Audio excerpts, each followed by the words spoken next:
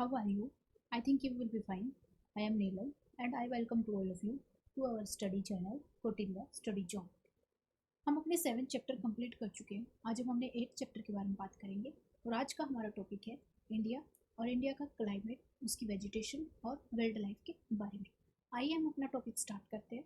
तो सबसे पहले हम बात करते हैं कि जो इंडिया का जो क्लाइमेट है, वेजिटेशन और वेदर, मतलब जो वाइल्ड लाइफ है वो किस चीज़ पर डिपेंड करता है और कैसे उसके अंदर चेंजेस आते हैं, और वेजिटेशन जो है वो अलग अलग पार्ट में किस तरीके से जो है हमारी डिवाइड होती है और किस पार्ट में हमारी किस तरह की वेजिटेशन मिलती है और किस तरह की वेजिटेशन जो है वो दूसरे अदर पार्ट्स में मिलती है, और वाइल्ड लाइफ भी उसके अकॉर्डिंग कैसे जो है वहाँ पर एडजस्ट करती है। आइए हम स्टार्ट करते हैं। तो देखिए जो एक मैंने जो है थोड़ा सा जो है वेदर के बारे में आपको पहले भी थोड़ा सा मैंने आपको बताया था कि वेदर क्या होता है। जब हमारा जो एनवायरनमेंट होता है, एटमॉस्फेयर होता है, उसके अंदर डेली डेली कोई ना कोई, या सुबह शाम या दोपहर के टाइम, जो भी डेली जो भी थोड़ा बहुत चेंज होता रहता है। दिन के टाइम पर हम देखते हैं थोड़ा अच्छा सा मौसम रहता है, दोपहर के टाइम पर ज़्यादा गर्मी हो जाती है, शाम को टाइम फिर से थोड़ा सा अच्छा मौसम हो जाता है। तो इस तरीके से हमारे डेली रूटीन में, एटमॉस्फेयर में जो भी चेंजेस आते हैं उनको हम क्या बोलते हैं, वेदर बोलते हैं। और ये चेंजेस किस वजह से आते हैं, ये मोस्टली चेंजेस हमारे आते हैं टेम्परेचर की वजह से। जब हम सुबह उठते हैं तो टेम्परेचर थोड़ा कम होता है, लेकिन दोपहर के टाइम पर टेम्परेचर क्या हो जाता है, ज़्यादा हो जाता है। क्यों होता है? क्योंकि सन की लाइट बहुत ज़्यादा हमारे डायरेक्ट अर्थ पर पड़ती है, और अर्थ के ऊपर जब सन की लाइट इतनी ज़्यादा मात्रा में होगी तो टेम्परेचर बढ़ेगा। शाम के टाइम फिर से जो है सन जो है वो सेट हो जाता है, और उसके बाद जो है फिर वहाँ पर टेम्परेचर जो है वो बिल्कुल भी इतना ज़्यादा नहीं रहता जितना कि हमारा दोपहर के टाइम पर होता है।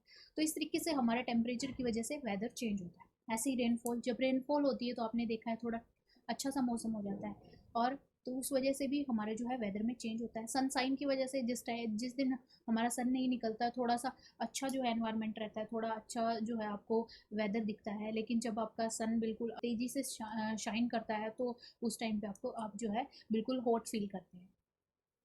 तो इस तरीके से आपने देखा होगा कि कभी जो है आपको वेदर कैसा लगेगा, कभी आपको जो है हॉट लगेगा, कभी कोल्ड लगेगा, कभी सनी होगा, कभी क्लाउडी होगा, कभी विंडी होगा, कभी काम होगा। तो इस तरीके से हमारा जो वेदर डेली बेस पर चेंज होता रहता है। तो देखिए इसी के बेस पर जो है इंडिया के जो सीज़न है, देखिए मैंने सीज़न आपको बताया था कि कैसे बनते हैं। सीज़न हमारे बनते हैं जो अर्थ की रिवॉल्यूशन जो होती है। अर्थ की रिवॉल्यूशन कैसे होती है, सन के चारों तरफ जब अर्थ रिवॉल्व करती है तो उसकी वजह से हमने सीज़न बनते हैं। ये हमने अब पिछले चैप्टर्स में देख लिया। अब हम बात करते हैं कि इंडिया के अंदर कितने सीज़न आते हैं और वो सीज़न जो है वो किस वजह से आते हैं, उनका रीज़न क्या है, और इनके बारे में हम जो है थोड़ा डीपली स्टडी करते हैं। देखते हैं मेन इंडिया के अंदर जो है मेन 4 सीज़न आते हैं। तो देखिए सबसे पहले हम बात करते हैं कोल्ड सीज़न के बारे में। कोल्ड जो है विंटर, विंटर हमारी कब आती है, दिसंबर से लेकर जो है हमारी फरवरी तक, जो फैब तक जो हमारी सीज़न रहता है उसको हम विंटर बोलते हैं, उसको कोल्ड सीज़न बोलते हैं। उसके बाद आता है हमारा हॉट सीज़न। हॉट कब आता है, अब देखिए गर्मी चलती है हमारी कब से, मार्च से लेकर मई तक जो है हमारा हॉट सीज़न रहता है। उस टाइम पर हमें गर्मी सबसे ज़्यादा लगती है। उसके बाद हम बात करें मानसून, मानसून कब आता है, ये हमारा रहता है जून से लेकर सितंबर तक। हमें हमारा जो है मानसून रहता है, मतलब उस टाइम पर बारिश जो है वो सबसे ज़्यादा होती है। उसके बाद जो है रिट्रेटिंग मानसून यानी ऑटमन सीजन कब आता है, तो ये वाला सीज़न कब आता है, ये अक्टूबर टू नवंबर जो है ये हमारा सीज़न चलता है। तो इस तरीके से हमारे मेन जो सीज़न है, पूरे के पूरे ईयर में जो सीज़न आते हैं वो हमारे कितने पार्ट्स में डिवाइड हो चुके हैं, वो हमारे 4 पार्ट्स में डिवाइड हो चुके हैं। आइए हम थोड़ा सा जो है डिटेल में इनके बारे में पढ़ते हैं। तो देखिए कोल्ड वेदर, कोल्ड वेदर कब होगा, जब सन की लाइट कम होती है। अब अगर देखा होगा आपने विंटर के अंदर जो है सन बिल्कुल कम निकलता, आपको दिखाई नहीं देता। कभी कभी तो पूरा पूरा दिन, चार चार पाँच पाँच दिन आपको सन दिखाई नहीं देगा। तो वो उसकी वजह से हमारी अर्थ पर क्या होता है कि उस पार्ट पर हीट नहीं पहुंच पाती, और जब हीट नहीं पहुंच पाएगी तो क्या होगा, तो वहाँ पर कोल्ड होगा, तो गर्मी तो होगी नहीं। तो ये देखिए जब मैंने आपको बताया था कि जैसे ये हमारी अर्थ थी, तो ये हमारा इक्वेटर है, ऊपर ट्रॉपिक ऑफ कैंसर और नीचे ट्रॉपिक ऑफ कैप्रिकॉर्न। तो जब हमारा नॉर्थ में विंटर होता है तब मैंने बताया है कि सन जो है यहाँ पर वर्टिकली ओवरहेड होता है। सन की मूवमेंट यहाँ होती है, सन जो है मतलब सिर्फ इन दो जो है ट्रॉपिक ऑफ कैंसर और ट्रॉपिक ऑफ कैप्रिकॉर्न के बीच में ही रहता है। इससे ऊपर जो आपको दिखाई नहीं देगा, ना ही इधर जाएगा ना ही इधर जाएगा।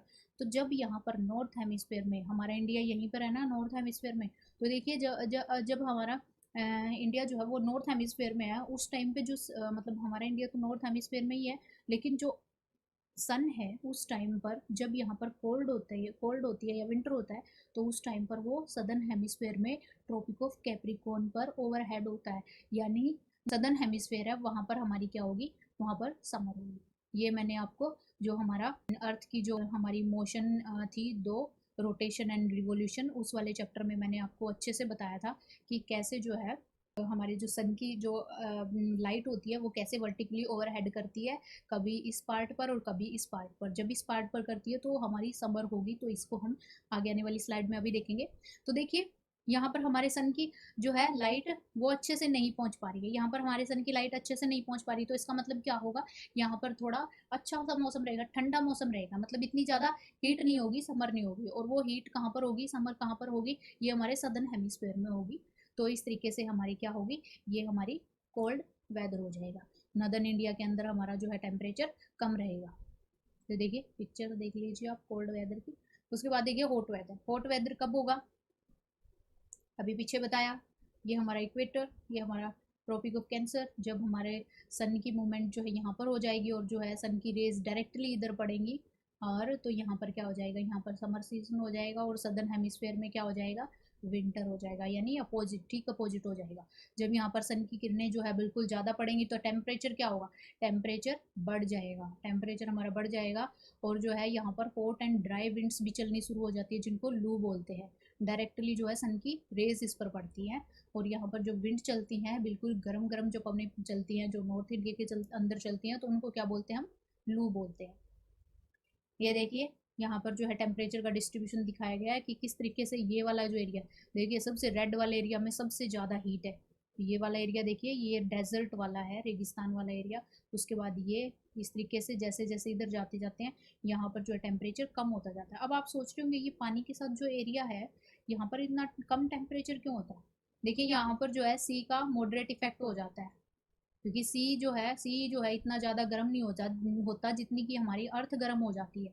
देखिए इसके बारे में हम आगे आने वाले चैप्टर्स में जो है अच्छे से क्लियर करेंगे कि सी का मॉडरेट इफेक्ट कैसे होता है। कोस्टल एरिया जो है इतने ज़्यादा गर्म क्यों नहीं होते। कोस्टल जो एरिया होते हैं ना, वहाँ का टेम्परेचर मीडियम रहता है, वहाँ पर ना तो सर्दी के टाइम पर ज़्यादा सर्दी होती है, ना ही गर्मी के टाइम पर ज़्यादा गर्मी होती है। जबकि नॉर्दर्न इंडिया के अंदर क्या होता है कि सर्दी के टाइम पर बहुत ज़्यादा सर्दी पड़ती है और गर्मी के टाइम पर बहुत ज़्यादा गर्मी पड़ती है। तो इसका रीज़न ये है कि क्योंकि ये सी के पास बहुत ज़्यादा नज़दीक है, सी की वजह से यहाँ पर जो है टेम्परेचर जो है वो काफ़ी ठीक रहता है, क्योंकि यहाँ पर जो पवनें चलती हैं वो क्या करती हैं, यहाँ से जो मॉइस्चर उठाती हैं, यहाँ से जो है वो अपना वाटर को इवेपोरेट करती हैं और इस एरिया में चलती हैं, तो वहाँ का जो है गर्म जो टेम्परेचर होता है वो मॉडरेट हो जाता है। तो आई थिंक ये आपको समझ आ गया होगा। और यहाँ पर तो आपको पता ही है, यहाँ पे हिली एरिया है, तो इस वजह से यहाँ पर वैसे ही इतना ज़्यादा टेम्परेचर नहीं होगा, वहाँ पर कम टेम्परेचर होगा। तो अब देखिए हम बात करते हैं मानसून के बारे में। Monsoon, rainy season, monsoon. Monsoon क्या होता है, अब देखिए जो हमारी जो इंडिया है, अब इसको मैं एक फिगर की सहायता से मैं आपको बताऊंगी। देखिए ये जो हमारा इंडिया है, ये आपको दिखाई दे रहा है मैप के अंदर। तो यहाँ पर क्या होता है कि जो मॉनसून विंड होती है ना, मॉनसून विंड इस डायरेक्शन से चलती है, यहाँ से, मतलब कौन सी डायरेक्शन है ये देखिए, यहाँ पर जो है वेस्ट वेस्ट डायरेक्शन है, और नीचे की तरफ क्या है, साउथ है, और बीच में से चल रही है, तो मतलब साउथ वेस्ट। तो इसको हम जो है साउथ वेस्ट विंड या साउथ वेस्ट मॉनसून भी बोलते हैं। तो देखिए जब ये विंड यहाँ से चलना शुरू करती है, तो ये अपने साथ जो है, ये देखिए नीचे सी है, जो ये अपने साथ क्या करती है, मॉइस्चर उठाती हुई चलती है। जब विंड जो है सी के ऊपर से पास करती है, तो वो अपने साथ क्या लेके जाती है, मॉइस्चर लेके जाती है। मॉइस्चर मतलब पानी, अपने साथ पानी कैरी करती है। जब वो कैरी करती हैं और उसके बाद जब वो इंडिया के अंदर एंटर करती है, तो वहाँ पर जो है क्या होते हैं, वेस्टर्न घाट। और वेस्टर्न घाट जो है वो करीब कितने हाइट तक होते हैं, वो मैंने आपको बताया था कि ये जो है अप टू 2500 मीटर तक की हाइट के जो है आपको पाए जाते हैं। तो इतनी हाइट पर जब ये जाकर इन घाट से जो है टकराती है, तो ये देखिए यहाँ पर क्लाउड्स आपको दिख रहे हैं ना, तो जैसे जैसे ये थोड़ा हाइट पर बढ़ती हैं, तो क्या होती है, ये कंडेंस हो जाती है। जब ये ऐसे ऊपर की तरफ ऐसे राइज करेगी ना, क्योंकि इनके आगे जो है ये घाट आ गए हैं, और ये थोड़ा सा घाट से ऊपर की तरफ जैसे ऊपर की तरफ बढ़ेंगी, तो ये कंडेंस हो जाती हैं। कंडेंस होने की वजह से ये क्या करती हैं, वहाँ पर बादल बनाती हैं। मतलब बहुत ज़्यादा घनी हो जाती है और ये मतलब इतना ज़्यादा कंडेंस हो जाती है कि ये आगे मॉइस्चर को कैरी नहीं कर पाती।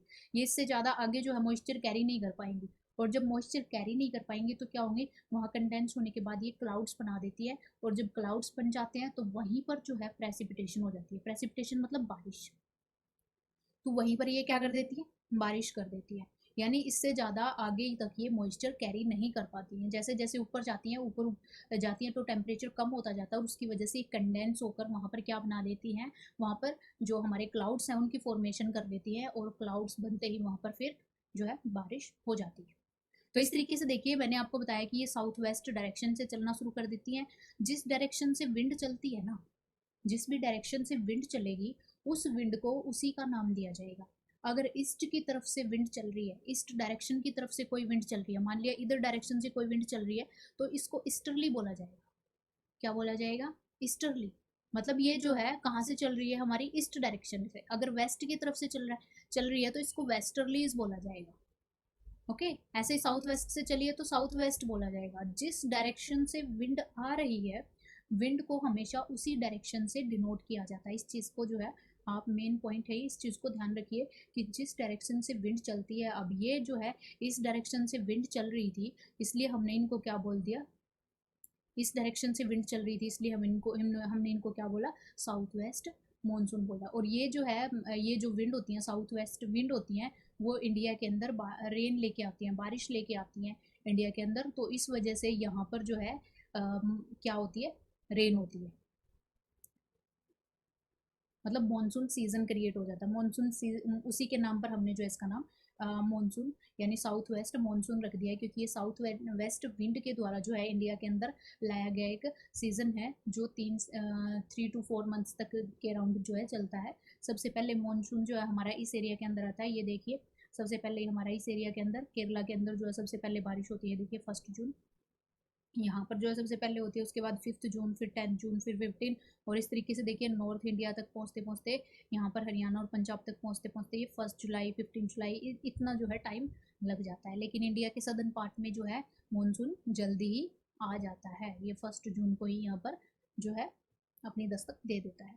तो इस तरीके से जो है हमारा जो ये जून से लेकर जो हमारा टाइम डिवाइड होता है सितंबर तक, तो ये हमारा मानसून सीज़न होता है। आई थिंक आपको ये अच्छे से क्लियर हो गया होगा। तो ये मैंने आपको बता दिया कि ये जो है अरेबियन सी से और बे ऑफ बंगाल से क्या करती है, मतलब वहाँ से जो है, मतलब सी से लेकर लैंड की तरफ ये जो है फॉलो करती हैं, वहाँ से ये मॉइस्चर कैरी करती हैं, और उसके बाद जब माउंटेन बीच में आ जाती हैं, बैरियर बन जाते हैं, तो वहाँ पर रेनफॉल हो जाती है। आगे फोर्थ सीजन के बारे में बात करते हैं, वो क्या, हमारा रिट्रेटिंग मानसून। देखिए, एक तो साउथ वेस्ट मानसून था जो मानसून लेकर आ रहा था। अब रिट्रेटिंग, रिट्रेटिंग मतलब वापस लौटता हुआ मानसून। अब वापस जाएगा, वापस जाएगा तो विंड जो है वो अपोजिट डायरेक्शन में चलना शुरू कर देंगे। अब देखिए, पहले तो इस डायरेक्शन में विंड चली थी, अब ये क्या करेंगे, इस डायरेक्शन में विंड जो है चलना शुरू कर देंगे। यहाँ पर विंड्स जो है सी टू लैंड की तरफ चल रही है, सी से शुरू हुई और लैंड की तरफ चलनी शुरू होगी। लेकिन यहाँ पर क्या करेंगी, यहाँ से लैंड से सी की तरफ चलना शुरू कर देंगे। अब ये देखिए, यहाँ पर तो इन्होंने मॉइस्चर कैरी किया था, तो यहाँ पे विंड कर दी इन्होंने।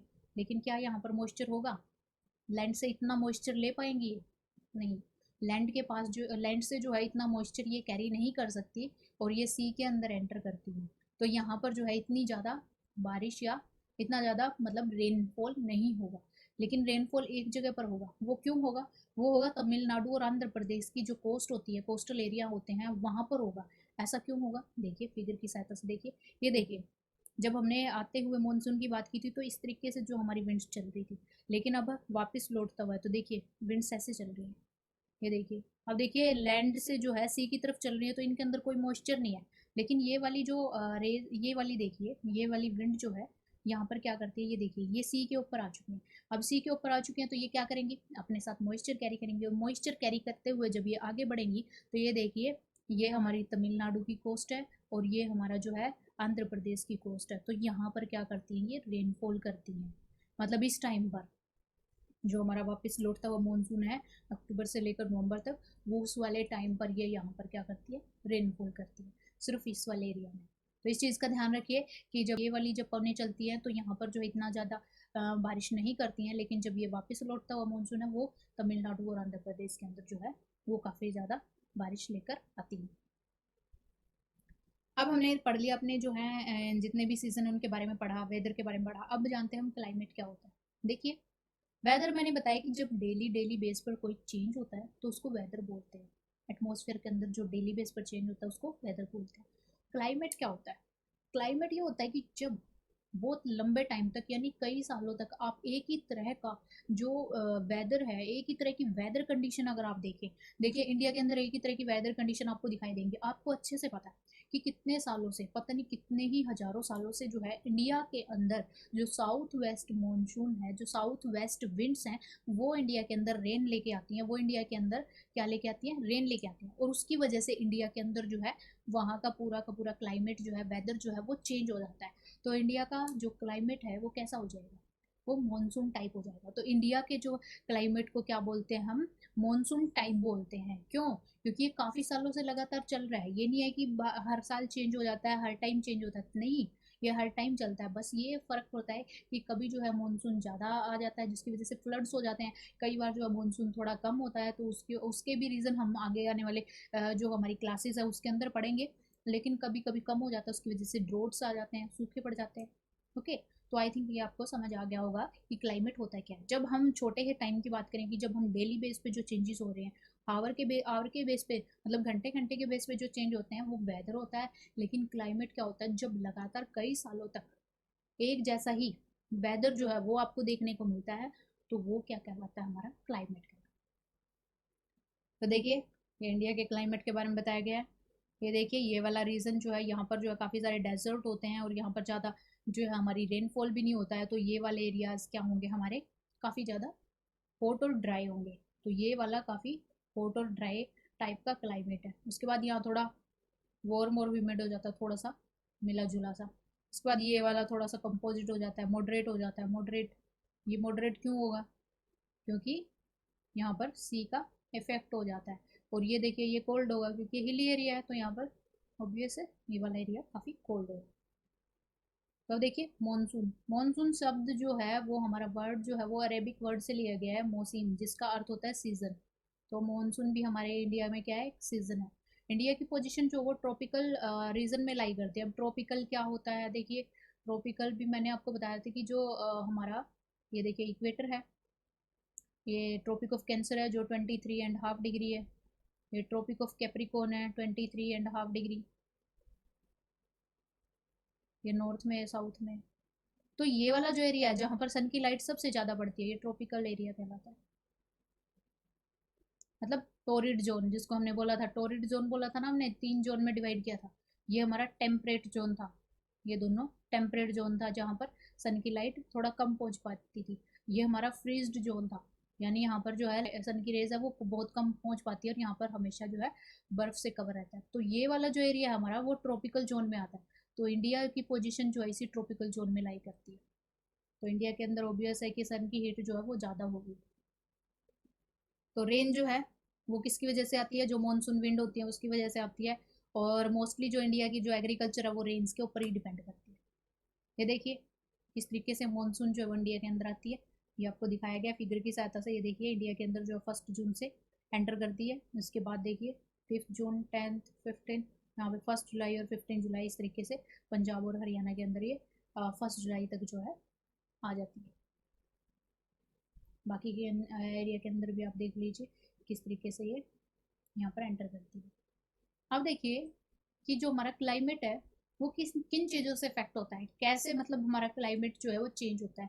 कहीं पर आप देखते हैं बहुत ज़्यादा बर्फ़ पड़ती है, तो कहीं पर आप देखते हैं बहुत ज़्यादा ठंड रहती है, कहीं पर आप देखते हैं बहुत ज़्यादा गर्मी रहती है, कहीं पर जो है हमारा जो है मॉडरेट क्लाइमेट रहता है, ना ज़्यादा ठंड होती है ना ज़्यादा गर्मी होती है। वो किन चीज़ों पर इफेक्ट करता है? तो देखिए, मेनली जो क्लाइमेट हमारा लोकेशन के ऊपर इफेक्ट करता है। लोकेशन क्या है? अब देखिए, इंडिया की लोकेशन मैंने बताई थी, कहाँ पर थी? टोरिड यानी ट्रॉपिकल जोन में यहाँ पर थी। तो सन की लाइट पड़ेगी तो गर्मी तो होगी ना। अब यहाँ पर देखिए, जो यहाँ पर होंगे वहाँ पर, यहाँ पर जो कंट्रीज होंगे वहाँ पर सन की लाइट थोड़ी तिरछी होगी। तो यहाँ पर थोड़ा मॉडरेट टेम्परेचर रहेगा, यहाँ पे ना ज़्यादा ठंड होगी ना गर्मी। ये देखिए, पोलर रीजन में यहाँ पर तो सन की लाइट पहुँच ही नहीं पाती, तो यहाँ पर बर्फ़ ही जमेगी। तो यहाँ पर जो एरिया होंगे वहाँ पर क्या होगी? हमेशा आइस जमी रहेगी। तो मतलब लोकेशन क्या है? किसी भी जगह की जो लोकेशन है वो अफेक्ट करती है क्लाइमेट को, कि किस तरह का क्लाइमेट है। तो यहाँ का क्लाइमेट कैसा होगा? यहाँ का जो हमारा क्लाइमेट है वो फ्रीज्ड होगा, कोल्ड, बिल्कुल कोल्ड। यहाँ का क्या होगा, मॉडरेट। और यहाँ का क्या होगा, high, high hot climate.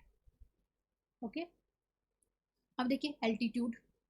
Altitude भी मैंने बताया, एल्टीट्यूड क्या होती है, हाइट। जैसे जैसे आप ऊपर जाएंगे टेम्परेचर कम होगा, टेम्परेचर कम होगा तो वहाँ पर बर्फ़ जमेगी, बर्फ़ होगी, ठंड होगी, तो यहाँ पर वेदर कैसा होगा, कोल्ड होगा। लेकिन जैसा जैसा आप नीचे जाते जाएंगे वहाँ पर क्या होगा, हॉट होगा, गर्म होगा। उसके बाद देखिए डिस्टेंस फ्रॉम सी। अब देखिए ये भी मैंने आपको बताया कि जितना जो है सी के पास में होगा उतना ही जो है कम गर्म होगा, मॉडरेट टेम्परेचर रहेगा। लेकिन जितना ही सी से ज़्यादा दूर होगा वहाँ पर बारिश भी कम होगी और वहाँ का टेम्परेचर भी ज़्यादा होगा। उसके बाद देखिए regional differences, relief experiences regional differences. जैसे जैसलमेर और ये बीकानेर है राजस्थान के अंदर, वो काफ़ी ज़्यादा हॉट होते हैं। राजस्थान के अंदर डेजर्ट एरिया के अंदर है भी, तो ये जो है काफ़ी ज़्यादा हॉट है। हॉट क्यों है, क्योंकि यहाँ पर रेन नहीं होती, तो डेजर्ट है, काफ़ी सैंडी, सैंड जो है रेत ही रेत आपको यहाँ पर दिखाई देगी, ना ही कोई पेड़ पौधा जो है सही ढंग से आपको दिखाई देगा। तो इसलिए यहाँ पर क्या होगा, ज़्यादा हॉट होगा। उसके बाद देखिए द्रास और कारगिल के बारे में बात कीजिए, ये जम्मू एंड कश्मीर के अंदर है, तो ये तो पहाड़ी एरिया है, वहाँ पर तो क्या होगा, कोल्ड होगा, फ्रीजिंग कोल्ड, बर्फ जमी रहती है वहाँ पर। ऐसे ही कोस्टल एरिया, अभी मैंने कोस्टल एरिया मुंबई और मुंबई के बारे में बताया, कलकत्ता, ये सारे के सारे यहाँ पर क्या होगा, मॉडरेट टेम्परेचर। ये ना तो ज़्यादा गर्म होंगे ना ज़्यादा ठंडे होंगे, लेकिन ह्यूमिड होंगे। ह्यूमिड क्या होता है, ह्यूमिड, ह्यूमिड ये होता है कि जब एयर के अंदर वाटर की जितनी मात्रा होती है, जैसे जैसे मात्रा बढ़ती जाती है उसको ह्यूमिडिटी बोलते हैं, उसकी ह्यूमिडिटी बढ़ रही है। ओके, मतलब जो एयर होती है ना, एयर के अंदर क्या होगा, मॉइस्चर ज़्यादा होगा। ह्यूमिड क्यों बोला, क्योंकि ये जो है सी के पास में है, जो मुंबई और कलकत्ता वाले एरिया हैं वो सी के पास में है, और वहाँ पर जो विंड्स चलती हैं उनके अंदर ज़्यादा मात्रा में मॉइस्चर होता है, वाटर वेपर होते हैं। वाटर वेपर हो गए तो वो क्या होगा, ह्यूमिड क्लाइमेट होगा। देखिए मौसिन राम मेघालय के अंदर है। मौसिन राम जो मेघालय के अंदर है, वहाँ जो है दुनिया की सबसे ज़्यादा बारिश होती है। इसके पीछे भी रीज़न है कि वहाँ सबसे ज़्यादा बारिश क्यों होती है, ये भी मैं आपको बताऊंगी। अभी देखिए, ये देखिए मौसिन राम यहाँ पर है, ये मेघालय, मेघालय के अंदर जो मौसिन राम नामक जगह है वहाँ पर सबसे ज़्यादा बारिश होती है। अब देखिए ये जो चल रही है, ये हमारी विंड्स है, वो क्या करती है, यहाँ से मॉइस्चर कैरी करके यहाँ पर ले जाती है। और यहाँ पर क्या है, हिल्स, और जो ये हिल्स, ये जो एयर होती है इन हिल्स में जाके क्या होती है, फंस जाती है। क्योंकि यहाँ की हिल्स जो है थोड़ी इस तरीके से बनी हुई है, मतलब एक तो हिल्स बिल्कुल ऐसी होती है, इनका थोड़ा ढलान इस तरीके का है कि ये जब विंड्स आती है तो इनके अंदर फंस जाती है और इनके अंदर फंसी रहती है। और ये इनको जो है आगे क्रॉस करने के लिए जगह नहीं मिलती, और जब ये आगे क्रॉस नहीं कर पाती तो इस वजह से वहाँ पर जो है बहुत ज़्यादा मात्रा में बारिश हो जाती है। देखिए अगर जो है स्लोप बिल्कुल सीधा हो तो भी विंड्स जो है ऐसे करके, ऐसे कवर करके ऐसे चली जाएंगी। लेकिन इनका झुकाव थोड़ा इस तरीके से है कि जब ये विंड्स यहाँ पर जाती है तो यहाँ पर जाकर फंस जाती हैं, और इनमें फंसे रहने की वजह से सारी की सारा जो मॉइस्चर है, सारा का सारा मॉइस्चर यहीं पर जो है प्रेसिपिटेशन के रूप में जो है यहीं पर पूरी की पूरी बारिश हो जाती है। इसलिए मेघालय के अंदर मौसिन रामजा नामक जगह पर काफ़ी ज़्यादा बारिश होती है। तो आई थिंक ये आपको समझ आ गया होगा। अब देखिए राजस्थान का ये वाला एरिया जो है वो रेगिस्तान है। अब देखिए यहाँ पर बिल्कुल हॉट एंड डेजर्ट है, और ये सी से भी काफ़ी ज़्यादा दूर है। और यहाँ तक जब तक विंड्स आती है वो पहले ही खाली हो चुकी होती है। यहाँ पर अपना जो है जितनी भी बारिश उन्होंने पहले होती है वो अपना कोस्टल एरिया में कर चुकी होती है। तो थोड़ा बहुत जो भी मॉइस्चर बचता है वो जो है कुछ ही मात्रा में, बिल्कुल कुछ ही, जरा सा जो है यहीं पर रेनफॉल मुश्किल से होता है। तो इसलिए ये काफ़ी ज़्यादा हॉट और ड्राई है, इसलिए यहाँ पर ज़्यादा बारिश नहीं होती। और ये देखिए यहाँ पर कारगिल और द्रास वाले जो एरिया है, ये जम्मू कश्मीर के अंदर, ये हिमालयन रीजन के अंदर पड़ता है। तो ये तो काफ़ी ज़्यादा आपको क्या लगेगा, ये तो काफ़ी ज़्यादा क्या होंगे, कोल्ड होंगे, क्योंकि यहाँ पर फ्रीजिंग फ्रीजिंग पॉइंट होगा। ये हमारे ग्लेशियर्स वगैरह के अंदर लाई करते हैं, जहाँ पर हमारा जो है बर्फ़ जमी रहती है। तो इस वजह से वहाँ पर क्या होगा, कोल्ड होगा। अब देखिए यहाँ पर जो है हमारा मुंबई, और यहाँ पर जो हमारा कैलकाटा। अब देखिए ये सी के पास में है, दिखाई दे रहे हैं आपको, सी के पास में। तो यहाँ का टेम्परेचर कैसा होगा, मॉडरेट होगा। यहाँ पर ना ज़्यादा सर्दी होगी ना ज़्यादा गर्मी होगी। क्यों नहीं होगी, क्योंकि जो सी से आने वाली जो विंड्स होती हैं वो अपने साथ क्या करती है, मॉइस्चर कैरी करके रखती हैं। और जब अपने साथ मॉइस्चर कैरी करके रखती हैं तो जो भी हमारे लैंड के अंदर जो भी कोस्टल वाला एरिया है उसके अंदर जो भी जैसा भी क्लाइमेट है उसको क्या कर देती है, मॉडरेट कर देती है। अगर ज़्यादा ठंडा है तो भी उसको थोड़ा मॉडरेट कर देती है, अगर ज़्यादा गर्म है तो भी उसको थोड़ा मॉडरेट कर देती है। कि ना तो आपको ज़्यादा गर्मी लगती है और ना ही ज़्यादा ठंड लगती है, सिर्फ एक ह्यूमिड रहता है, ह्यूमिडिटी रहती है। ह्यूमिडिटी क्यों रहती है, क्योंकि विंड्स ने क्या किया हुआ है, मॉइस्चर कैरी किया हुआ है, तो उसको ह्यूमिडिटी हम बोलते हैं। ओके, आई थिंक ये अब आपको क्लियर हो गया होगा। अब देखिए हम आते हैं नेचुरल वेजिटेशन, यानी हमारे जो है इंडिया के अंदर किस तरह की जो वेजिटेशन पाई जाती है, किस तरह के पेड़ पौधे पाए जाते हैं, कैसे फॉरेस्ट होते हैं, किस तरह की बुशेस वगैरह ये जो है हमारे इंडिया के अंदर पाई जाती है। जो देखिए वैसे तो हमारे इंडिया के अंदर जो है काफ़ी टाइप के, ये जो हम उसको 5 टाइप्स में डिवाइड कर सकते हैं। देखिए ट्रॉपिकल एवरग्रीन फॉरेस्ट, उसके बाद deciduous forest, thorny bushes, mountain forest and mangrove forest. अब देखिए ये किस पर डिपेंड करते हैं, रेनफॉल के ऊपर और साथ में टेम्परेचर के ऊपर, यानी क्लाइमेटिक कंडीशन। जैसी जैसी क्लाइमेट की कंडीशन होगी उसके अकॉर्डिंग जो है हमारी नेचुरल वेजिटेशन होगी। अब नेचुरल वेजिटेशन वैसे कहते हैं किसको, ये भी देख लीजिए। देखिए जो वेजिटेशन बिना ह्यूमन की इंटरफेरेंस के बिना हो जाती है उसको नेचुरल वेजिटेशन कहते हैं। एक तो जैसे आप पेड़ पेड़ लगाते हैं, पेड़ पौधे लगाते हैं, वो तो आपने लगाए लेकिन आप कुछ नहीं करते। आप कुछ नहीं करते, बारिश हुई अपने आप से, जो एनवायरनमेंट चेंज हुआ, सन की लाइट पड़ी, अपने आप से जो पेड़ पौधे और जो शब्स वगैरह जो भी है, प्लांट्स जो है वो उग जाते हैं, उसको नेचुरल वेजिटेशन बोला जाता है। मतलब इसमें आपका कोई भी रोल नहीं है, सिर्फ जो है नेचर ही अपने आप ये कर रही है, तो इसलिए उसको नेचुरल वेजिटेशन बोलते हैं। और ये किस पर डिपेंड करती है, ये हमारे क्लाइमेट पर डिपेंड करती है। अगर ज़्यादा रेनफॉल हो रही है तो एवरग्रीन फॉरेस्ट होंगे, कम है तो वहाँ पर बिल्कुल ही नहीं है तो वहाँ पर थॉर्नी बुशेस होंगे। तो इस तरीके से जो है क्लाइमेट उसको इफेक्ट करता है। तो मैंने बताया कि हमारे इंडिया की जो वेजिटेशन है उसको 5 टाइप्स में डिवाइड करते हैं। अब देखिए इनके बारे में हम पढ़ते हैं। ये आपको पिक्चर दिखाई दे रही है, ये एवरग्रीन फॉरेस्ट की है। देखिए आपको दिख रहे होंगे कि इनका जो है ग्रीनरी, बिल्कुल ग्रीनरी नेचर है। और इनकी हाइट देखिए आप, ये देखिए हाइट बिल्कुल एवरग्रीन रहते हैं और इनकी हाइट बहुत ज़्यादा ऊंचाई तक होती है। और ये देखिए ये इतने ज़्यादा डेंस होते हैं, इतने ज़्यादा घने होते हैं कि सन की लाइट यहाँ तक पहुँच ही नहीं पाती। ये देखिए सन की लाइट जो है बिल्कुल अंधेरा जो आपको इनके अंदर दिखाई देगा। सन की लाइट कहीं कहीं पर आपको जो है कुछ पैचेस कहीं कहीं मिल जाएंगे, अदरवाइज आपको यहाँ पर जो है सन की लाइट पहुँच ही नहीं पाएगी। अंदर काफ़ी डार्कनेस जो है वो आपको दिखाई देगी। अब देखिए हम बात करते हैं एवरग्रीन फॉरेस्ट के बारे में। एवरग्रीन फॉरेस्ट उस एरिया में होते हैं जहाँ पर एक हैवी रेनफॉल होता है, जहाँ पर देखिए आपने ये चीज़ नोटिस की होगी, जब रेनी सीजन आता है तो अपने आप से जो है हर एक जगह पेड़ पौधे अपने आप से उगने लग जाते हैं और अपने आप से वहाँ पर जो है मतलब वनस्पति अपने आप उग जाती है, वेजिटेशन अपने आप उगने लग जाती है। लेकिन जैसे जैसे रेनफॉल खत्म हो जाता है वो सूख के अपने आप जो है खत्म हो जाती है। तो काफ़ी चीज़ें जो है आपने ऐसे देखी होंगी। अब देखिए कि ये इतने ज़्यादा डेंस होते हैं कि सन की लाइट जो है वो ग्राउंड तक नहीं पहुंच पाती। ये जो क्या करते हैं पेड़, अपने जो है सारे लीव्स एक टाइम पर नहीं गिराते, इसलिए जो है इनको क्या बोलते हैं, एवरग्रीन फॉरेस्ट बोलते हैं। क्योंकि सारे जो पेड़ एक साथ अपनी पत्तियां नहीं गिराएंगे तो आपको क्या दिखेंगे, हरे भरे ही दिखेंगे ना। मान लिया एक फॉरेस्ट में जो आपको 100 जो है ट्रीज दिखाई देते हैं, उनमें से जो है 10 ट्रीज ने अपनी लीव्स गिरा दी, लेकिन 90 के पास तो हैं। तो उसके बाद जब जब तक अगले 10 ट्रीज की बारी आएगी, बाकी जो 10 ट्रीज गिरा चुके थे उन पर जो है अपनी लीव्स वापस आ जाएगी। तो इस तरीके से ये प्रोसेस चलता रहता है। मतलब आपको जो है अगर 100 में से सिर्फ 10 ट्रीज के पास लीव्स नहीं है लेकिन 90 के पास तो हैं, तो भी आपको क्या दिखाई देगा, फॉरेस्ट पूरा जो है आपको ग्रीन दिखाई देगा, पूरा जो है ग्रीन फॉरेस्ट दिखाई देगा। मतलब कभी भी आपको ऐसा मौसम दिखाई नहीं देगा कि सारे के सारे जो ट्रीज हैं वो अपनी लीव्स गिरा दें। इसलिए इसको क्या बोलते हैं, हम एवरग्रीन फॉरेस्ट बोलते हैं। अब इसके अंदर देखिए कौन कौन से पेड़ पाए जाते हैं ये भी आप देख लीजिए। मोगनी और इबोनी और उसके बाद रोजवुड, ये जो है मेन इंपॉर्टेंट ट्रीज हैं जो इस तरह के फॉरेस्ट में पाए जाते हैं। और ये देखिए कहाँ कहाँ पाए जाते हैं, ये अंडमान निकोबार जो मैंने आइलैंड आपको बताए थे, बे ऑफ बंगाल में है, वहाँ पर पाए जाते हैं। इसके साथ साथ जो वेस्टर्न घाट्स हैं जहाँ पर सबसे ज़्यादा सबसे पहले जो हमारी मानसून जो है विंड लेके आती है, मानसून विंड जो हमारी साउथ वेस्ट मानसून होती है, सबसे पहले जो है जहाँ पर रेन लेके आती है वेस्टर्न घाट्स पर, वहाँ पर जो है ये आपको फॉरेस्ट दिखाई देंगे। ये देखिए जो आपको बिल्कुल डार्क ग्रीन वाला पार्ट दिखाई दे रहा है, ये देखिए सबसे पहले मानसून आती है और सबसे ज़्यादा बारिश यहाँ पे हो जाती है, तो यहाँ पर जो आपको क्या मिलेंगे, एवरग्रीन फॉरेस्ट मिलेंगे। इसके साथ साथ जो आपको ये देखिए ये वाला एरिया, मेघालय वाला मौसिनराम वाला एरिया, और ये वाला एरिया जहाँ से जो है ये देखिए यहाँ पर विंड आकर यहाँ पर सबसे ज़्यादा बारिश करती है। तो जहाँ पर जब सबसे ज़्यादा बारिश हो रही है सिर्फ वहीं पर ये जो पेड़ पौधे आपको दिखाई देंगे। ये देखिए अंडमान निकोबार में ये पूरा ही सी के अंदर है, तो यहाँ पर तो देखिए सबसे ज़्यादा बारिश होगी ही, तो इसलिए यहाँ पर कैसे वृक्ष मिलते हैं आपको, एवरग्रीन फॉरेस्ट मिलते हैं। थोड़ा बहुत आपको यहाँ मिल जाएंगे क्योंकि रिट्रेटिंग मानसून जब आती है तो इस तरीके के जो है ये विंड्स जो है अपने साथ जो है मॉइस्चर कैरी करके यहाँ पर तमिलनाडु की कोस्ट पर और आंध्र की कोस्ट पर थोड़ा ज़्यादा बारिश कर देते हैं, उसकी वजह से भी यहाँ पर एवरग्रीन फॉरेस्ट जो आपको मिल सकते हैं।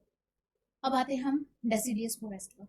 अब डेसिडियस फॉरेस्ट क्या होते हैं, देखिए डेसिडियस फॉरेस्ट जो है वो पतझड़ के वन भी बोला जाता है, मतलब जो एक साथ अपने सारे पत्ते के पत्ते जो हैं पूरे के पूरे वो गिरा देते हैं। मतलब अगर आप देखें तो पूरे के पूरे, जैसे अगर एक फॉरेस्ट के अंदर 100 ट्रीज हैं तो 100 ट्रीज जो है एक साथ अपनी लीव्स गिरा देगी, तो आप बोलेंगे कि ये तो फॉरेस्ट जो है कैसा होगा, डेसिडियस फॉरेस्ट। उसको एवरग्रीन नहीं बोल सकते क्योंकि ग्रीनरी तो खत्म हो गई ना वहाँ से, तो इसलिए उसको एवरग्रीन नहीं बोला जा सकता, उसको क्या बोलेंगे, डेसिडियस फॉरेस्ट। तो इनको जो है मॉनसून फॉरेस्ट भी बोलते हैं। मॉनसून फॉरेस्ट क्यों बोलते हैं, क्योंकि ये जो है जहाँ जहाँ पर जैसे जैसे रेनफॉल होता है, यहाँ पर रेनफॉल जो है थोड़ा मीडियम टाइप का होता है, तो ये हमारे मोस्टली जो है कंट्री का मोस्टली एरिया इन्हीं के द्वारा कवर किया जाता है। एवरग्रीन हमारा कम मात्रा में पाए जाते हैं, लेकिन जो डेसिडियस फॉरेस्ट होते हैं वो हमारे कंट्री के मोस्टली हिस्से पर पाए जाते हैं। इनको मॉनसून फॉरेस्ट भी बोला जाता है, क्योंकि इन ये मोस्टली जो है किस पर डिपेंड करते हैं, जो हमारा रेनफॉल होता है ना मॉनसून के द्वारा उसी पर डिपेंड करते हैं। उस मंथ में ये जो है ग्रीन इनकी ग्रीनरी ज़्यादा रहती है, और जब मानसून चला जाता है इनको जो है वाटर की कमी हो जाती है, तो उस वाटर की कमी को जो है और ज़्यादा इनके अंदर वाटर की कमी ना हो इसलिए अपनी लीव्स गिरा देते हैं, क्योंकि जो ट्रीज़ की जो लीव्स होती है ना वही जो है इवेपोरेशन करती है, यानी उन्हीं के अंदर से जो है वाटर जो पानी जो है वो बाहर जाता है वृक्ष के अंदर से। जो हमारे ट्री की लीव्स होती है, अगर वो देखिए आपने कई बार देखा होगा जो हमारा ट्री होता है जिसकी लीव्स बड़ी बड़ी होती है वो सबसे ज़्यादा वाटर को इवेपोरेट करती है, मतलब वो सबसे ज़्यादा पानी को जो है एटमॉस्फेयर में छोड़ देती है। अगर इस तरीके से ज़्यादा बड़े पत्तों वाली ज़्यादा बड़े जो लीव्स वाले जो ट्रीज़ होंगे वो इस एरिया में ज़्यादा होंगे जहाँ पर रेनफॉल जो है कम होगा, तो वहाँ पर तो वैसे ही पानी की कमी हो जाएगी, तो इसलिए ये वाले ट्रीज जो है ज़्यादा लंबे तक समय तक सर्वाइव नहीं कर पाएंगे। ज़्यादा बड़े जो लीव्स वाले जो ट्रीज होते हैं वो उस एरिया में पाए जाते हैं जहाँ रेनफॉल सबसे ज़्यादा होता है, तो इसलिए ये अपना जो है पानी जो है वो अपने अंदर बचाने के लिए क्या करते थे, अपनी सारी लीव्स जो है उस टाइम पर गिरा देते हैं जिस टाइम पर रेनफॉल नहीं होता, यानी वाटर की कमी होती है। तो ये देखिए इनमें आते हैं साल, टीक, पीपल, नीम, शीशम। ये जो है ये कुछ पेड़ों के नाम है, ये आप याद रख लीजिए क्योंकि कई बार पूछा जा सकता है कि जैसे पिछले उसमें महोगनी, रोजवुड और इबोनी ये वाले वृक्ष किए थे हमने, तो पूछा जा सकता है क्या ये जो है डेसिडियस फॉरेस्ट है या ये एवरग्रीन फॉरेस्ट है। तो ये जो है आप चीज़ इसको गलत ना कर दें, इसलिए इनके नाम जो है आप वो अच्छे से याद रखें। तो ये देखिए किस एरिया में पाए जाते हैं, मध्य प्रदेश, उत्तर प्रदेश, बिहार, झारखंड, छत्तीसगढ़, उड़ीसा और महाराष्ट्र वाले पार्ट्स में जो है ये आपको फॉरेस्ट दिखाई देंगे। ये देखिए ये जितना भी आपको ग्रीन पार्ट दिखाई दे रहा है ये उत्तर प्रदेश, ये मध्य प्रदेश, ये महाराष्ट्र, ये इसके बाद उड़ीसा, झारखंड और ये हमारा छत्तीसगढ़, इस वाले एरिया में जो है ये वाले डेसिडियस फॉरेस्ट पाए जाते हैं। ये देखिए ये पूरा फॉरेस्ट है, इसने जो है सब ने अपनी जो है लीव्स गिरा दी हैं क्योंकि यहाँ पर जो है रेनफॉल कम हो रहा है, यहाँ पर पानी नहीं है और ये पानी को बचाने के लिए उन्होंने अपनी सारी लीव्स गिरा दी हैं, तो इसलिए इनको जो है एक तरीके से ये पूरा कुछ भी ग्रीन नहीं दिख रहा है, इनको हम डेसिडियस फॉरेस्ट बोलते हैं। अब आते हैं हम थॉर्नी बुशेस। थॉर्नी बुशेस पर भी सेम चीज़ लाई होती है, ये हमारे जो है ड्राई एरिया में पाए जाते हैं। अब देखिए जब ड्राई एरिया में पाए जाएंगे मतलब यहाँ पर तो रेन नहीं है, वाटर नहीं है, यानी रेनफॉल भी नहीं होता, रेनफॉल नहीं होगा तो यहाँ पर वाटर नहीं होगा, तो इसका मतलब क्या होगा, इनके ऊपर पत्तियाँ होंगी ही नहीं, नए के बराबर होंगी। लीव्स जो है वो या तो होंगी नहीं या बिल्कुल पतली पतली छोटी छोटी बिल्कुल पतली पतली सी होंगी, या अदरवाइज बिल्कुल ही नहीं होंगी। तो ये जो है लीव्स जो है ये देखिए leaves are in the form of spines. Spines मतलब ये जो है इनकी लीव्स जो है एक कांटों के रूप में होती हैं, बिल्कुल पतली सी नीडल की तरह होती हैं इनकी लीव्स जो आती हैं, पतली पतली सी होती है या कांटों की तरह होती है, क्योंकि ये वाटर के लॉस को कम कर सके। देखिए कैक्टस कांटे लगे होते हैं इन पे, खैर, बबूल, किकर, ये जो इंपॉर्टेंट ट्रीज जो इसके अंदर पाए जाते हैं, ये पाए जाते हैं हमारे राजस्थान, पंजाब और हरियाणा, और उसके साथ वेस्टर्न घाट के ईस्टर्न स्लोप पे।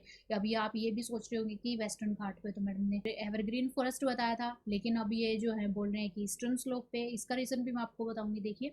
और गुजरात के अंदर ये हमारे मिलते हैं। अब देखिए देखिए ये दिखाया हुआ वेस्टर्न घाट के अंदर ये जो है एवरग्रीन फॉरेस्ट है, जो बिल्कुल डार्क में दिखाए हुए हैं वो एवरग्रीन फॉरेस्ट है। लेकिन वेस्टर्न घाट के ईस्टर्न स्लोप पर बोला है, ईस्टर्न स्लोप मतलब ईस्ट की तरफ जो स्लोप है उस पर बोला गया है कि वहां पर क्या मिलेंगी, थॉर्नी बुशेस मिलेंगी। थॉर्नी बुशेस क्यों मिलेंगी, अब देखिए जब यहाँ से जो है विंड्स आई, वो अपने साथ मॉइस्चर कैरी करके आए, उन्होंने पूरा का पूरा जो है यहाँ पर क्या कर दिया, अपने आप को खाली कर दिया, बिल्कुल वहीं पर रेनफॉल हो गया, वो बिल्कुल खाली हो चुके हैं वो विंड्स, बिल्कुल उन्होंने जो है उनके अंदर मॉइस्चर बचा ही नहीं है। अब जब ये विंड्स पूरा का पूरा मॉइस्चर यहीं पर खाली करके यहीं पर जो आपने यहाँ पर पूरी रेन करके आगे की तरफ बढ़ती है, मतलब जो ये वाला वेस्टर्न घाट है, जब इसके इस तरफ होती है तो यहाँ पर सारी रेनफॉल करके ये क्लाउड्स बन जाते हैं, यहाँ पर रेनफॉल करती। जब ये विंड आगे की तरफ बढ़ेगी तो इनके पास कुछ होगा ही नहीं, कुछ नहीं होगा, मतलब कोई वाटर नहीं है, कोई रेन नहीं है, कोई कुछ नहीं है, मतलब ये अब यहाँ से जो है कहाँ से मॉइस्चर कैरी करेंगे, कोई सोर्स भी नहीं है जहाँ से मॉइस्चर कैरी कर पाए। तो ये बिल्कुल ड्राई हो चुकी हैं, सूख चुकी हैं, और जब ड्राई होंगी तो इस वाले पार्ट पर जो ईस्टर्न पार्ट है ना, वहाँ पर तो बारिश होगी ही नहीं, वहाँ पर तो पानी की कमी हो जाएगी, और जब वहाँ पर पानी की कमी हो जाएगी तो वहाँ पर भी क्या होगा, थोड़ी बुशेस से पैदा होंगे। ये देखिए इस तरीके के बुशेस वहाँ पे होंगे, क्योंकि वहाँ पर वाटर ही नहीं है, वहाँ पर जो है रेनफॉल हो नहीं रहा। ईस्टर्न साइड में तो रेनफॉल बिल्कुल ही नहीं है, सिर्फ वेस्टर्न साइड में रेनफॉल हो रहा है, तो वेस्टर्न साइड में ही हमें एवरग्रीन फॉरेस्ट मिल रहे हैं, ईस्टर्न साइड में कोई भी रेनफॉल नहीं है तो वहाँ पर नहीं मिलेंगे। तो देखिए जो आपको लाइट सा येलो कलर का एरिया लग रहा है, यहाँ पर जो हमारे क्या मिलेंगे, थोरनी फॉरेस्ट मिलेंगे। और बाकी मैं आपको बता ही चुकी हूँ कि यहाँ पे हमारे डेसिडियस फॉरेस्ट है, यहाँ पे हमारे एवरग्रीन फॉरेस्ट है। माउंटेन फॉरेस्ट के बारे में अभी हम आगे पढ़ेंगे। आगे आती है माउंटेन वेजिटेशन, नाम से ही पता लग रहा है आपको, जहाँ पर माउंटेन्स होंगे वहीं पर मिलेंगे। तो ये हाइट्स के साथ साथ वेरी करती है, जैसे जैसे हाइट बढ़ती जाती है, देखिए ज़्यादा, जितनी भी ज़्यादा हाइट बढ़ती चली जाएगी तो थोड़ा जो है वेजिटेशन कम होती चली जाएगी, क्योंकि ज़्यादा हाइट होगी तो वहाँ पर क्या होगा, वहाँ पर एयर कम होगी, टेम्परेचर कम होगा, और टेम्परेचर कम होगा तो वहाँ पर आइस ज़्यादा होगी, और इसकी वजह से जहाँ पर टेम्परेचर कम होता है वहाँ पर जो है वेजिटेशन कवर थोड़ा कम मिलता है, तो इसलिए वहाँ पर जो आपको वेजिटेशन कवर कम मिलेगा। तो देखिए ये कहाँ पर ज़्यादा लाई करते हैं, ये देखिए 1500 मीटर से लेकर 2500 मीटर तक, यानी 1500 से लेकर 2500 मीटर के बीच में ही जो है मोस्टली जो है हमारे ट्रीज कवर होते हैं। बाकी के एरिया में थोड़ा सा ऊपर की तरफ अगर हम बढ़ते चले जाएंगे तो थोड़ा सा जो है आपको छोटी छोटी बुशेस शब्स वगैरह ही आपको मिलेंगी, ज़्यादा पेड़ नहीं मिलेंगे। देखिए इनको जो हम जो माउंटेन में ट्रीज पाए जाते हैं उनको हम कॉर्निफरस ट्रीज भी बोलते हैं, कॉर्निफरस, तो ये कॉर्न के टाइप के होते हैं, ये देखिए ऐसा कॉर्न होता है ना, देखिए क्योंकि ये थोड़े से ना कोनिकल शेप में होते हैं तो इनको कॉर्निफरस ट्रीज बोलते हैं इस तरीके से। तो ये हो गए चीड़, पाइन, देवदार, इस तरीके के पेड़ों के नाम जो है ये हमारे क्या मिलते हैं, कॉनिफरस ट्रीज माउंटेन एरिया में मिलते हैं। तो ये देखिए इस तरीके से कॉनिकल शेप में मिलेंगे, और थोड़ा सा ऊपर जाएंगे तो आपको ये इस तरीके की जो झाड़ियाँ नज़र आएंगी, थोड़ा सा नीचे नीचे तक रहेंगे तब तक आपको इस तरीके के पेड़ जो है नॉर्मल जो ट्रीज़ होते हैं वो आपको मिलेंगे, लेकिन जैसे ही 1500 से 2500 की हाइट के बीच में आप चले जाएंगे तो यहाँ पे आपको इस तरीके से पेड़ मिलेंगे। आगे आते हैं हम मैनग्रोव फॉरेस्ट के बारे में। मैनग्रोव फॉरेस्ट देखिए ये सैलाइन वाटर में सर्वाइव करते हैं। सैलाइन वाटर मतलब थोड़ा नमकीन पानी होता है, थोड़ा खारा पानी होता है, जैसे ओशियन का वाटर होता है ना, ओशियन का वाटर जो हमारे पीने लायक नहीं होता, तो ओशियन वाटर के अंदर जो है ये ट्रीज जो है वो हमारे पाए जाते हैं। देखिए सुंदरवन डेल्टा वेस्ट बंगाल में मैंने आपको बताया था, वहाँ पर ये वाले ट्रीज पाए जाते हैं, लास्ट चैप्टर में बताया था। तो वहाँ पर मैंने बताया था कि जहाँ पर गंगा और ब्रह्मपुत्र आपस में जाके मिलती है तो वहाँ पर एक सुंदरवन डेल्टा जो है वो बनाती है, वहाँ पर सुंदरी नाम के वृक्ष पाए जाते हैं जिसके नाम पर जो इसका नाम पड़ा है, और वहीं पर ये मैनग्रोव फॉरेस्ट पाए जाते हैं। ये देखिए सुंदरी जो है एक स्पेशल स्पीसीज है, उसी के नाम पर जो है इस फॉरेस्ट का नाम पड़ा है। देखिए ये पानी के अंदर ऐसे खड़े हुए हैं, ये देखिए ये हमारे मैनग्रोव्स। और इसके साथ साथ ये बताया मैंने सुंदरवन डेल्टा के साथ साथ ये हमारे अंडमान निकोबार में भी मिलते हैं, क्योंकि वो भी हमारा जो है चारों तरफ से वाटर से घिरे हुए आइलैंड है। उसके बाद देखिए फॉरेस्ट की क्या मतलब आवश्यकता है, नेसेसरी क्यों है, फॉरेस्ट हमारे लिए यूज़फुल क्यों है, क्यों ज़रूरी है। देखिए फॉरेस्ट जो हमारे लिए काफ़ी अच्छा जो है सोर्स है किस चीज़ का, ऑक्सीजन का। ऑक्सीजन, फॉरेस्ट से हमें ऑक्सीजन मिलती है और ये कार्बन डाइऑक्साइड को ऑब्जॉर्व करते हैं। ऑक्सीजन क्यों ज़रूरी है, क्योंकि हमारे सांस लेने के लिए ऑक्सीजन ज़रूरी है, और हम क्या करते हैं कार्बन डाइऑक्साइड छोड़ते हैं, और कार्बन डाइऑक्साइड को जो है ट्रीज़ क्या करते हैं अपने अंदर ले लेते हैं। देखिए ये जो है सोयल को वो बाइंड करके रखते हैं, जो हमारी सोयल होती है, मिट्टी होती है, उसको अपनी रूट्स के साथ, जड़ों के साथ बांध करके रखते हैं। जड़ों के साथ बांध करके रखने का मतलब ये है कि अगर बारिश हुई या विंड आई तो उससे क्या होगा कि हमारी जो सोयल है वो इरोड नहीं होगी, और सोयल इरोड हो जाती है तो इसका मतलब क्या है, वहाँ पर कोई भी जो है वेजिटेशन नहीं हो पाएगी, उसके अंदर जितने भी न्यूट्रिएंट्स होते हैं वो जो है पानी के साथ या वायु के साथ जो है बह जाएंगे, तो वो सोयल क्या हो जाएगी, इनफर्टाइल हो जाएगी, तो वहाँ पर आप एग्रीकल्चर नहीं कर पाएंगे। इसलिए जो है सोयल का इरोजन होने से बचाने के लिए, सोयल का जो इरोजन है उसको कंट्रोल करने के लिए हमें जो है ज़्यादा से ज़्यादा पेड़ पौधे जो है वो लगाने चाहिए। उसके बाद ये हमें क्या करते हैं, टिम्बर प्रोवाइड करते हैं। टिम्बर मतलब लकड़ी, फर्नीचर के लिए, वुड मतलब फ्यूल के लिए, उसके बाद फोडर, चारा, मेडिसिनल प्लांट जो हमारे दवाई वगैरह औषधि वाले पौधे होते हैं, हर्ब्स, हनी, गम्स, इस तरीके से। और इसके साथ साथ जो है ये विल्ड लाइफ को भी एक नेचुरल हैबिटेट प्रदान करते हैं। जो हमारे विल्ड लाइफ होते हैं, जंगली जानवर होते हैं, वो भी तो इन्हीं के अंदर रहते हैं। अगर हम जो है उनके फॉरेस्ट ही खत्म कर देंगे, उनका रहने का स्थान ही खत्म कर देंगे, तो वो कहाँ रहेंगे। तो इसलिए जो है ये इनके लिए भी काफ़ी सोर्स का काम करते हैं। देखिए इनको प्रोटेक्ट करने के लिए हम क्या कर सकते हैं, ज़्यादा से ज़्यादा हम प्लांट्स जो है वो लगा सकते हैं, और जो पहले से लगे हुए उनकी सुरक्षा कर सकते हैं। इसके साथ साथ लोगों को जो है ट्रीज़ की जो इम्पोर्टेंस है उसके बारे में बता सकते हैं। और वन महोत्सव जो प्रोग्राम होते हैं, वन महोत्सव कब बनाए जाते हैं, जब हमारा मानसून सीजन आता है, रेनी सीजन आता है, तो उसमें आपको पानी देने की जरूरत नहीं होगी। आप सिर्फ प्लांट, आप जो है छोटा सा पौधा लगाइए, जैसे ही रेन होगी वो अपने आप से जो है बड़ा होता चला जाएगा, और आपको जो है ज़्यादा उसके लिए एफर्ट नहीं लगाने पड़ेंगे। तो इसलिए वन महोत्सव उसको नाम दिया गया है, तो आप जो है वो काम भी कर सकते हैं। अब देखिए आते हैं विल्ड लाइफ पर। विल्ड लाइफ क्या है? देखिए विल्ड लाइफ भी हमारी फॉरेस्ट के अंदर ही पाई जाती है। इसमें हमारे काफ़ी सारे एनिमल्स हैं जो हमारे फॉरेस्ट के अंदर पाए जाते हैं। तो इनके अंदर रेप्टाइल्स हो सकते हैं। रेप्टाइल क्या होते हैं? देखिए जो रेंग कर चलते हैं, जैसे हमारा सांप है, ओके, जो हमारा स्नेक होता है वो, और उसके साथ जो लिजर्ड होती है, चिपकली बोलते हैं जिसको, वो भी हमारी रेंग कर चलती है। तो इनको क्या बोलते हैं? हम रेप्टाइल्स बोलते हैं। उसके बाद जो है एम्फीबियन। एम्फीबियन क्या होते हैं? जो भूमि पर और जल में दोनों जगह पर रह सकते हैं, उनको एम्फीबियन बोलते हैं। जैसे फ्रॉग, फ्रॉग जो हमारा पानी के अंदर भी रह सकता है और जो है लैंड के ऊपर भी रह सकता है, तो एम्फीबियन। मैमल्स, मैमल्स जो हमारे जैसे जीव होते हैं। मैमल्स वो होते हैं जो मतलब अंडे नहीं देते हैं, जो मतलब जिनके बेबीज होते हैं, बेबी वन होते हैं, बेबीज वन होते हैं, वो जो है मैमल्स होते हैं। बर्ड्स, इंसेक्ट्स, वॉर्म्स, ये सारे के सारे जो है फॉरेस्ट के अंदर ही डिवेल्प करते हैं, वहीं पर रहते हैं। अभी टाइगर जो है वो हमारा नेशनल एनिमल है। जो गिर फॉरेस्ट है गुजरात के अंदर, वो एशियाटिक लोइन का घर है। एशियाटिक लोइन जो है उनका घर माना जाता है गिर फॉरेस्ट को। एलिफेंट, वन ओन्ड राइनोसोर, मतलब एक सींग वाला जो गेंडा होता है, वो असम के अंदर पाए जाते हैं। जो एलिफेंट वो हमारे कर्नाटका के अंदर भी पाए जाते हैं। कैमल, कैमल कहाँ मिलेगा? हमारा डेजर्ट के अंदर मिलेगा। डेजर्ट का जहाज भी बोला जाता है, मतलब रेगिस्तान का जहाज बोला जाता है कैमल को। विल्ड एसेस, जो जंगली गधे होते हैं, वो कहाँ पर मिलते हैं? रन ऑफ कच्छ में, गुजरात में। विल्ड गोट्स, स्नो लेपर्ड, और स्नो नाम से पता लग रहा है बर्फ़ के अंदर मिलेगा। बर्फ़ कहाँ होगी? हिमालय रीजन में। बियर्स भी हिमालय रीजन में मिलेंगे। और इसी तरीके से जो हमारे बर्ड्स वगैरह हैं वो भी जो है काफ़ी ज़्यादा जो है इंडिया के अंदर पाए जाते हैं। ये देखिए वन ऑन राइनोसोर्स जो आपको दिखाई दे रहा है, एशियाटिक लोइन की फिगर है, और ये देखिए टाइगर। अब देखिए बर्ड्स के बारे में बात करें तो पिकॉक जो है वो हमारा नेशनल बर्ड है। और नेशनल एनिमल क्या बताया था? टाइगर बताया था मैंने आपको।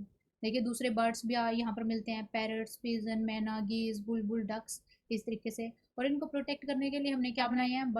बर्ड सेंचुरीज जो है वो हमने बनाई है, क्योंकि हम क्या कर रहे हैं, पेड़ पौधों को काट रहे हैं, तो इनके रहने की जगह खत्म होती जा रही है। तो उसकी वजह से हम जो इनका नेचुरल हैबिटेट वो खत्म कर रहे हैं। इसकी वजह से एफर्ट लगाए हैं कि बर्ड सेंचुरीज जो है वो इनको आवास प्रदान करने के लिए वो बनाए जाएँ, ताकि जो है बर्ड सेंचुरीज़ क्या होती हैं, मतलब जहाँ पर जो है वो एक एरिया जिसको रिस्ट्रिक्टेड कर दिया जाता है कि आप यहाँ से कोई भी पेड़ पौधा नहीं काट सकते, यहाँ पर आप किसी भी जो है पक्षी का शिकार नहीं कर सकते, तो वो हमारी क्या हो जाएंगी?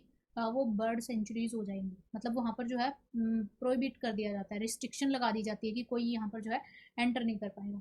उसके बाद देखिए हम क्या करते हैं, विल्ड लाइफ वीक मनाते हैं। ये कब मनाते हैं? अक्टूबर का जो फर्स्ट वीक होता है, अक्टूबर के अंदर जो है, जो फर्स्ट वीक आता है, उस पूरे वीक को हम क्या करते हैं, विल्ड लाइफ वीक के रूप में ऑब्जर्व करते हैं, और लोगों को जो है अवेयर कराते हैं इसके बारे में कि एनिमल किंगडम हमारे लिए कितना ज़रूरी है, कि हमें उसको जो है हमारे नेचर का जो है बैलेंस बनाने के लिए हमें उनको सुरक्षित करना काफ़ी ज़रूरी है। काफ़ी सारी जो स्पीसीज़ हैं वो इंडिया के अंदर स्नेक्स की भी पाई जाती हैं, जैसे कोबरा और कैरट जो है ये काफ़ी जहरीले स्नेक्स होते हैं। उसके बाद cutting of the forest and hunting, ये करके हम क्या कर रहे हैं, सारी की सारी हमारी जो विल्ड लाइफ है उसको भी डिक्लाइन कर रहे हैं, और जो हमारा फ्लोरा एंड फ्योना वो भी डिक्लाइन हो रहा है। तो कुछ ऐसी स्पीसीज़ हैं जो बिल्कुल ही एक्सटिंक्ट हो चुके हैं, बिल्कुल ही मतलब गायब हो चुकी हैं, जिनके बारे में हमें कुछ पता ही नहीं है कि ये वाली स्पीसीज़ कभी होती भी थी। अब देखिए इनको प्रोटेक्ट करने के लिए नेशनल पार्क बनाए गए हैं, सेंचुरीज बनाई गई हैं, बायोस्फीयर रिजर्व बनाए गए हैं। अब ये क्या होते हैं कि ये मतलब वही एरिया जो एक एरिया जो है डिसाइड कर दिया जाता है गवर्नमेंट के द्वारा, कि उसके अंदर जो आप एंटर नहीं कर सकते, ना तो आप यहाँ पर जो है किसी की हंटिंग कर सकते हो किसी भी एनिमल की, ना ही आप जो है यहाँ के पेड़ पौधे हैं जो उनको काट सकते हो, ना ही फॉरेस्ट को नुकसान पहुँचा सकते हो, ताकि जो हमारे एनिमल्स हैं उनकी हम जो है उनको सुरक्षा प्रदान कर सकें। इसके लिए हमने जो है, इसके साथ साथ हमने प्रोजेक्ट टाइगर और प्रोजेक्ट एलिफेंट जो है टाइगर और एलिफेंट को बचाने के लिए शुरू किया है। हम जो है उनकी काउंटिंग भी करते हैं हर साल, जो हमारे कितने टाइगर्स जो हैं वो बढ़ रहे हैं, एलिफेंट्स कितने बढ़ रहे हैं। तो इस तरीके से जो है हमने ये वाले प्रोजेक्ट भी शुरू किए। अब आते हैं माइग्रेटरी बर्ड्स क्या होते हैं। देखिए नाम से पता लग रहा है माइग्रेट करके जो आते हैं, जो जो पक्षी जो है हमारे दूसरी कंट्रीज से जो है हमारी कंट्री के अंदर आते हैं उनको माइग्रेटरी पक्षी जो बर्ड्स होते हैं वो बोलते हैं। अब देखिए इनके अंदर आता है pelican, Siberian crane, stock, flamingo और पिनटेल डक एंड कार्लेव माइग्रेट। और इसी तरीके काफ़ी सारे जो बर्ड्स हैं वो हमारे विंटर सीजन के अंदर हमारी कंट्री के अंदर आते हैं। ये देखिए सबसे इम्पोर्टेंट जो है साइबेरियन क्रेन है, जो साइबेरिया से जो है ट्रैवल करके आती है। ये जो है दिसंबर के अंदर आती है और मार्च के अंदर जो है ये वापस चली जाती है। ऐसा क्यों होता है? क्योंकि साइबेरिया जो है काफ़ी ज़्यादा ठंडा प्रदेश है और ये पोलर रीजन के अंदर लाई करता है। पोलर रीजन कौन सा है? जो हमारा बर्फ़ से ढका रहता है, ये वाला जो 90 डिग्री नॉर्थ पोल पे है, वो वाला जो है रीजन यहाँ पर जो हमारा साइबेरिया है रशिया के अंदर ऊपर वाला पार्ट। तो वो वाला एरिया जो है पोलर रीजन के अंदर आता है, इसलिए वहाँ पर जो है हर टाइम जो है एक तरीके से हर टाइम नहीं, मतलब समर के कुछ महीनों को छोड़ के बाकी हर टाइम जो है वहाँ पर जो है बर्फ़ जमी रहती है। और विंटर के टाइम पर तो वहाँ पर इतना ज़्यादा टेम्परेचर होता है कि टेम्परेचर जो है माइनस में चला जाता है। मैंने आपको बताया था कि 0 डिग्री पर क्या होता है, बर्फ़ जमती है। अगर माइनस में टेम्परेचर चला जाए तो देखिए इतना ज़्यादा कंडीशन ख़राब हो जाती है कि आप वहाँ पर ज़्यादा लंबे टाइम तक रह नहीं सकते। तो इसलिए ये बर्ड्स क्या करते हैं, माइग्रेट करके ऐसी जगह पर आ जाते हैं जहाँ पर जो है विंटर थोड़ी कम होती है। जैसे ये इक्वेटर की तरफ आते जाएंगे, ये देखिए इक्वेटर पर ज़्यादा गर्मी होती है, 0 डिग्री होता है, सन यहाँ पे साइन करता है। तो इक्वेटर की तरफ आएंगे तो क्या होगा, यहाँ पर जो है ठंड कम होती चली जाएगी, थोड़ी गर्मी बढ़ती चली जाएगी। तो इसलिए जो है ये थोड़ा इस एरिया में आ जाते हैं जहाँ पर विंटर थोड़ी मॉडरेट होती है। जैसे हमारी कंट्री में बर्फ़ तो नहीं जमती, सिर्फ माउंटेन्स के ऊपर जमती है, लेकिन बाकी प्लेन्स एरिया में नहीं होती बर्फ़। तो इसलिए जो है दिसंबर और मार्च के एरिया में ये हमारे कंट्री के अंदर लाई करते हैं। देखिए ये अपना डिस्टेंस ट्रेवल करके कैसे जो है दूसरे कंट्रीज़ के अंदर जो है वो चले जाते हैं। तो उसके बाद देखिए ये एक तरीके से रूट दिखाया गया है। ये देखिए ये रशिया, मैंने आपको बताया था रशिया, ये पोलर रीजन के अंदर लाई करता है। यहाँ पर जो है बर्फ़ जमी रहती है। ये साइबेरिया है, यहाँ पर बर्फ़ जमी रहती है। देखिए किस तरीके से ट्रैवल करके ये ईरान वाले पार्ट में चले गए हैं। इस तरीके से ये इधर देखिए ये इंडिया के अंदर आ गए हैं। तो ये इनका माइग्रेटरी रूट जो है वो दिखाया गया। देखिए this is the end of the chapter. If you like the video then please like, share and subscribe our channel and press the bell icon for further notification. Thank you for watching the video. God bless you and take care of yourself.